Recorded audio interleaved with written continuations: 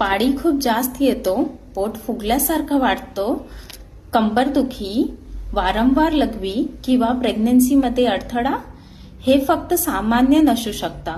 हे असू शकतं गर्भाशयातील गाठी म्हणजे फायब्रॉइड. फायब्रॉइड म्हणजे गर्भाशयामध्ये होणाऱ्या नॉन कॅन्सरस गाठी. बहुतेक वेळा त्या हार्मलेस असतो, पण काही महिलांमध्ये ते त्रास पण देऊ शकतं.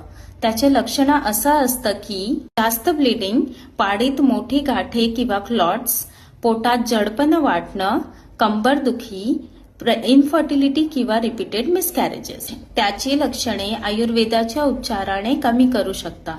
कशा मदत करतात?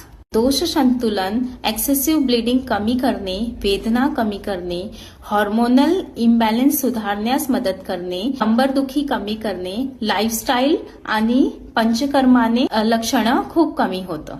प्रत्येक फायब्रॉइडला ऑपरेशन लागलच असं नसतं. वेळेची डायग्नोसिस आणि योग्य ट्रीटमेंट महत्वाचं आहे. लक्षणे दुर्लक्ष करू नका. आजच आपल्या गायनेकोलॉजिस्टला संपर्क करा किंवा ऑनलाईन कन्सल्टेशनसाठी स्क्रीनवर दिलेल्या नंबरवर संपर्क करू शकता. थँक्यू.